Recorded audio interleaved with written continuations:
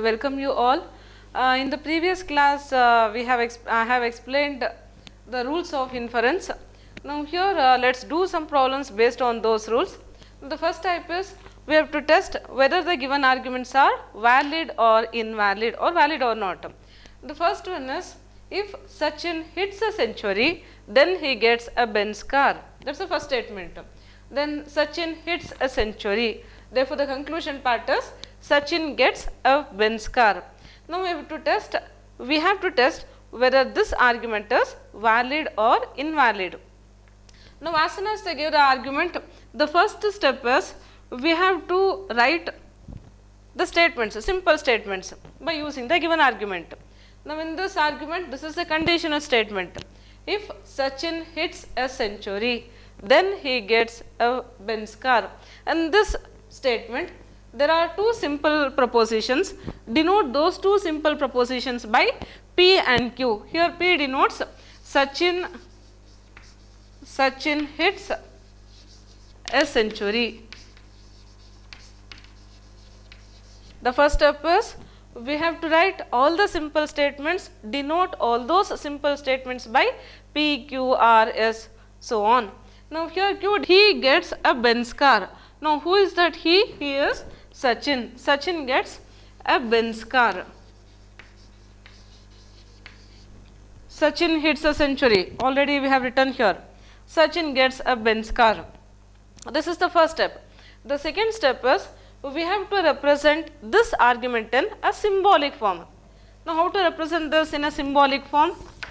If Sachin hits a century, then he gets a free car. That is P conditional Q. Conditional is equivalent to if then. The second statement is Sachin hits a century. Sachin hits a century, that is denoted by the statement P. That is P. Therefore, what is the conclusion part? Conclusion part is Sachin gets a Benz car.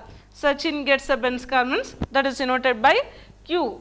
Now, having any rule that whenever P conditional Q is true and P is true, then Q is true. Now, this is by using the rule of modus ponens. By modus ponens,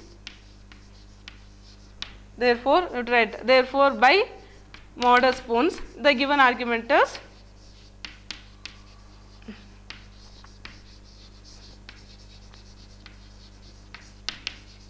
valid. Therefore, by modus ponens, the given argument is valid. I drive to work. The next problem is if I drive to work, then I will arrive tired. The next is I am not tired. Therefore, the conclusion part is I do not drive to work. Now, we have to test whether this argument is valid or not. Now, what is the first step? We have to denote the statements by P, Q, R, so on. Here P denotes, see the first statement, if I drive to work, then I will arrive tired. Now, in this conditional statement, there are two simple propositions.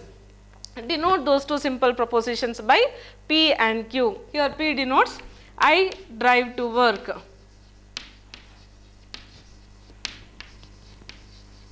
I drive to work. Then I will arrive tired. Q denotes I will arrive tired. This is the first step. The second step is we have to represent the given argument in symbolic form. If then is for conditional. Okay. If I drive to work, then I will arrive tired. That is P conditional Q. The second statement is I am not tired. So, I will arrive tired, that is Q. I am not tired means opposite to that statement, negation Q. Therefore, I do not drive to work. I drive to work means P, that is denoted by P. I do not drive to work means negation P.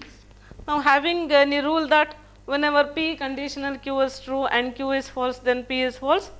Now, this is by using, therefore, by modus tollens, the given argument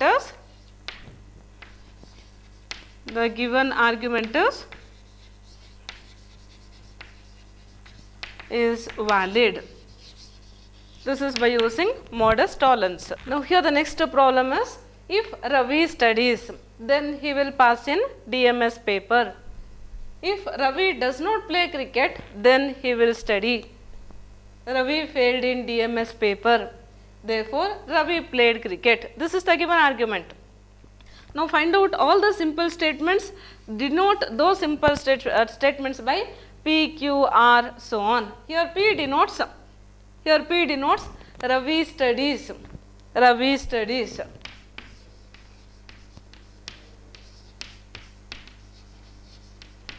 And Q denotes, if Ravi studies, then he will pass in DMS paper.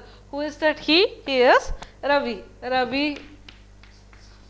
Ravi pass in DMS paper. Okay. See the second statement. If Ravi does not play cricket, try to select a positive statement. Okay. If Ravi does not play cricket, now what is it? R. Ravi plays cricket.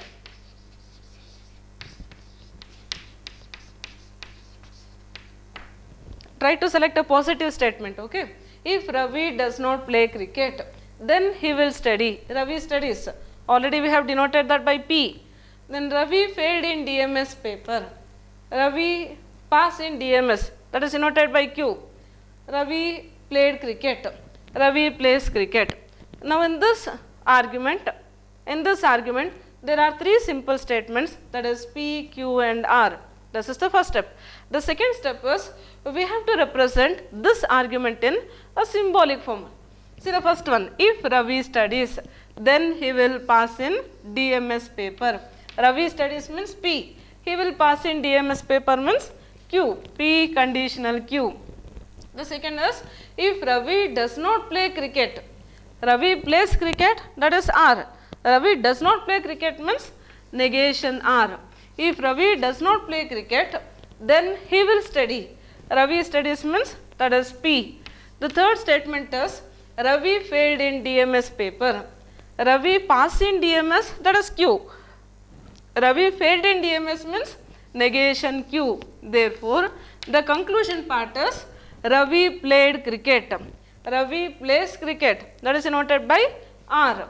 Now having any argument that whenever P conditional Q is true, negation R conditional P, Q is false, then R is true, then directly we can't say that the given argument is invalid. There is one more condition here. By considering, these are called as premises part and this is called as conclusion part. By considering the premises part, we have to get the conclusion part, that is R. Either we can use laws of logic theory or we can apply rules. But here we are supposed to get the conclusion part. If you won't get the conclusion part, then the given argument will be invalid. Okay. Now here consider only the premises part. Let us consider only the premises part. Here the premises part is, consider the premises part is P conditional Q conjunction negation R conditional P conjunction, the last one is negation Q. By considering the premises part, we are supposed to get the conclusion, that is R. Either we can apply rules of inference or we can apply the laws of logic theory or few. Consider the premises part, we are supposed to get the conclusion R. Now here this is logically equivalent to, imagine this function as A and this function as B. Now A conjunction B is logically equivalent to B conjunction A, that is negation R conditional P conjunction of P conditional Q, that conjunction negation Q as it is. A conjunction B is logically equivalent to B conjunction A. This is by using commutative law. Here we have applied law of commutative. Again the next step is, imagine this term as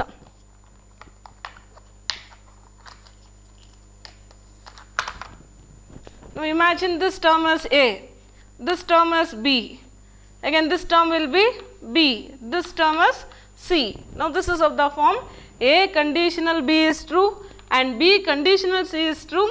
Therefore, A conditional C is true. This is by using rule of syllogism. A conditional B is true, B conditional C is true. Therefore, A conditional C is true. This is by using rule of syllogism. Write the last term as it is, negation Q. This is by using rule of syllogism. Whenever we are using laws, we have to write logically equivalent to symbol. Whenever we are applying rules, write logical implies symbol. Okay. Now imagine this term as P, this term is Q. Now this term will be negation Q. Now this is of the form P conditional Q is true and Q is false, implies P is false. P is false means negation of negation R. This is by using modus tollens. This is by using modus tollens. Again, negation of negation R is logically equivalent to R. This is by using law of double negation.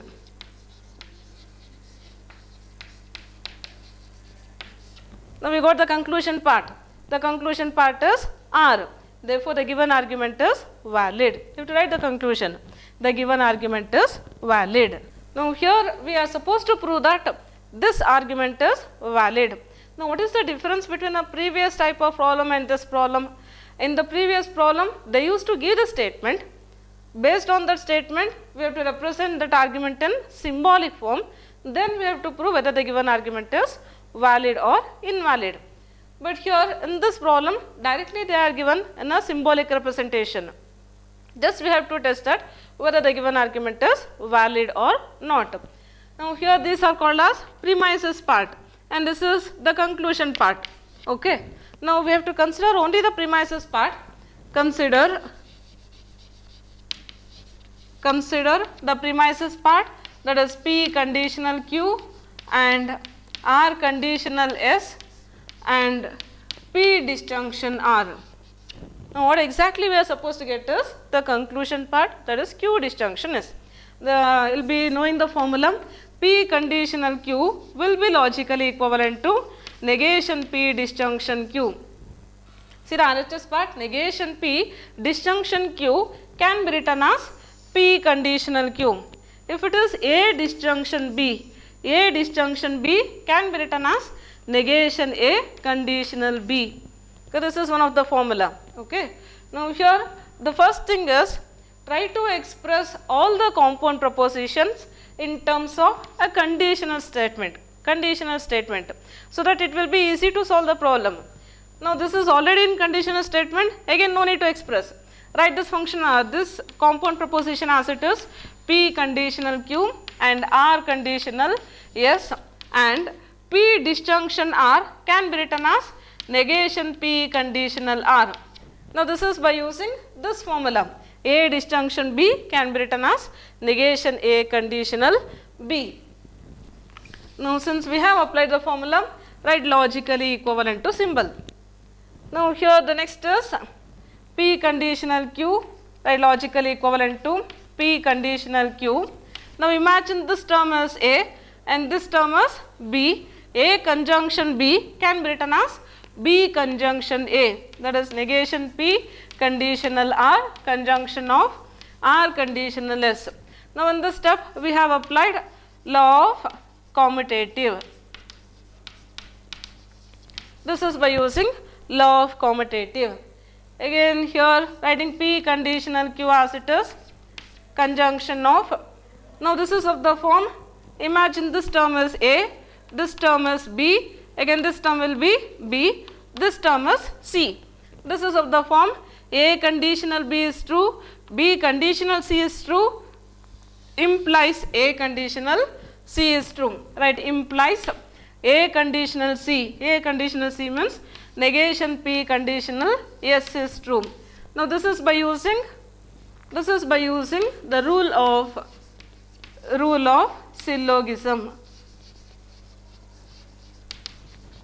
This is by using rule of syllogism. Now P conditional Q is logically equivalent to negation Q conditional negation P. Okay, again conjunction of negation P conditional S. Now have you got this negation Q conditional negation P? This is by using contrapositive of a conditional statement. You can see this compound proposition. This is of the form, this is A and this one is B. Again this term will be B and this term is C. A conditional B is true and B conditional C is true. Therefore, A conditional C is true. A conditional C is true means that implies negation Q conditional S is true. We have applied rule of syllogism. This is by using rule of syllogism. Again negation Q conditional S, that can be written as this is logically equivalent to negation of negation Q disjunction S. Have you got this? This is by using the formula P conditional Q is logically equivalent to negation P disjunction Q. We have applied this formula. Again negation of negation Q is logically equivalent to Q, right, disjunction S. Now this is by using law of double negation. Now this is the conclusion part. Therefore the given argument is valid. We have to test whether this argument is valid or not. Now consider only the premises part. That is P conditional R is true and R conditional S is true and T disjunction negation S and negation T disjunction U and negation U. Consider only the premises part. The first step is try to express the given compound propositions in terms of conditional statement. Now write this compound proposition as it is: P conditional R conjunction R conditional S, and now negation T disjunction negation S is same as negation S disjunction T. This is by using law of commutative. Now negation S disjunction T can be written as S conditional T. Already I have explained that formula. That is P conditional Q is logically equivalent to negation P disjunction Q. This is by using that formula. The next is conjunction negation T disjunction U can be written as T conditional U, and write the last term as it is, that is negation U. Now the next is, here we have applied the formula, right, logically equivalent. Now P conditional R is true. See here, P conditional R is true, R conditional S is true. Therefore P conditional S is true, right, implies P conditional S is true. Okay, and now for these two compound propositions, S conditional T is true, T conditional U is true, implies S conditional U is true, right, implies S conditional U is true. Write the last term as it is, conjunction negation U. Now in this step we have applied rule of syllogism.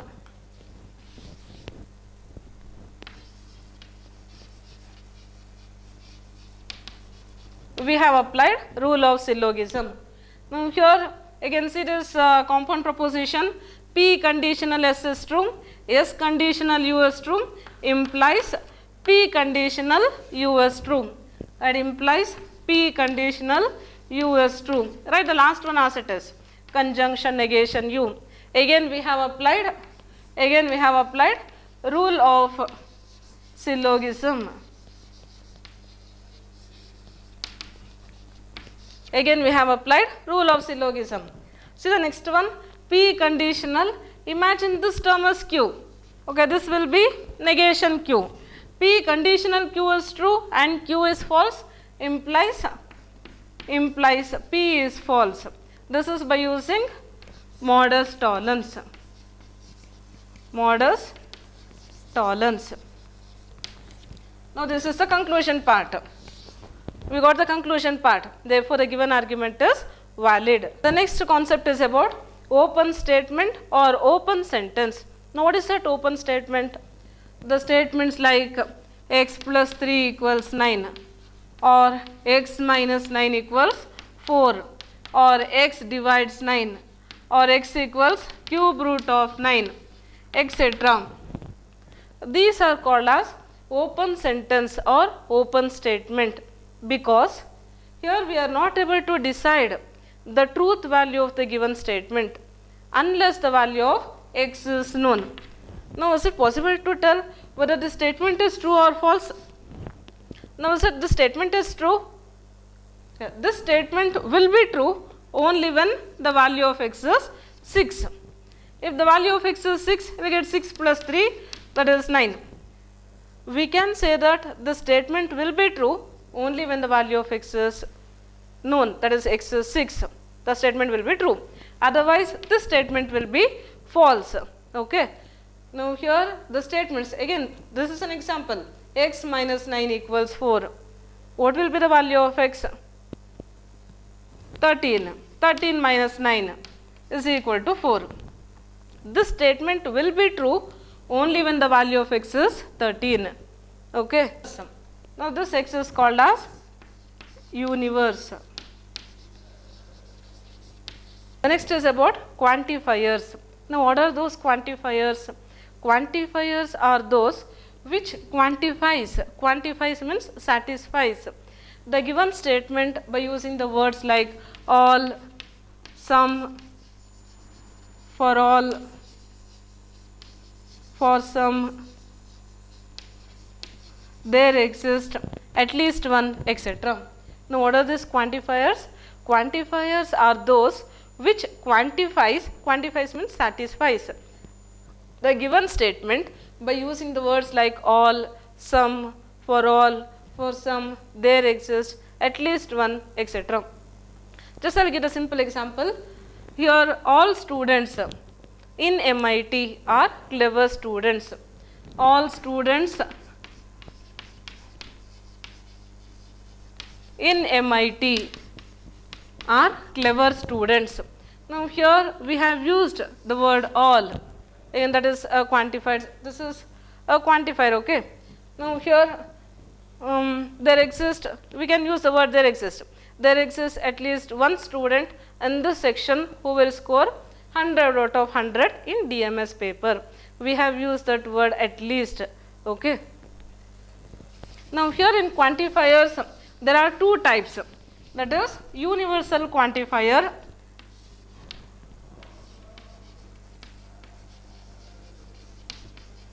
and then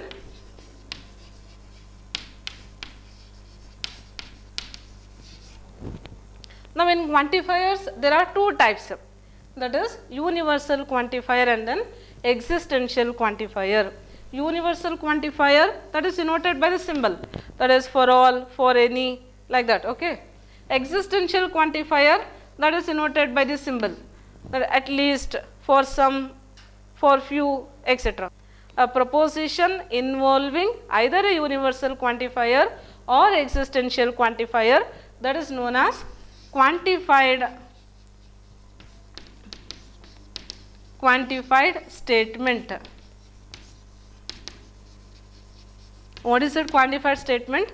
A proposition involving either a universal quantifier or existential quantifier is known as quantified statement. The next type is for the universe of all integers, let P of x denotes x is positive, Q of x is even, R of x is a perfect square, then S of x is divisible by 3, T of x is divisible by 7. These are the open statements because they are given x unknown. Okay. Now we have to write the given now here write down the following quantified statements. Now we have to write the following quantified statements in symbolic form. they are given these open statements, we have to write the given quantified statements in symbolic form. The first problem is at least one integer is even. At least means existential quantifier. If it is few, we are supposed to use existential. If it is more, we have to use universal quantifier. At least one integer is even. At least means we are supposed to use existential quantifier. There exists x belongs to z. Okay, at least one integer is even. X is even. X is even, that is denoted by the open statement q of x. That is q of x. At least one integer is even. Okay, see the next problem. There exists a positive integer that is even. What is the meaning of that statement? There exists an integer. Okay, there exists an integer which is positive and it is also even. There exists means we are supposed to use existential quantifier. There exists x belongs to z such that x is a positive integer. X is positive integer means that is denoted by p of x. X is positive, x is more than 0 means p of x. That is p of x. There exists an integer which is positive and x is even. X is even, that is denoted by q of x. This is the symbolic representation of the given quantified statement. The next is every integer is either even or odd. Every means we are supposed to use universal quantifier. For all x belongs to z is either even or odd. X is even. X is even, that is denoted by q of x. Q of x either or means this is the symbol for either or. X is even or x is odd. X is even means q of x. X is odd means negation of that statement. Negation q of x. Q of x, exclusive disjunction, negation q of x. See the last one. Some even integers are divisible by 3. Some means few. Few means we are supposed to use existential quantifier. There exists x belongs to z. Even integers, there exists an integer which is even, x is even and x is divisible by 3. You got the meaning of the statement. There exists some even integers are divisible by 3. That is nothing but there exists an integer which will be even and that integer will be divisible by 3. X is even, that is denoted by q of x. Q of x and x is divisible by 3. X is divisible by 3, that is denoted by s of x. This is the symbolic representation of this quantified statement.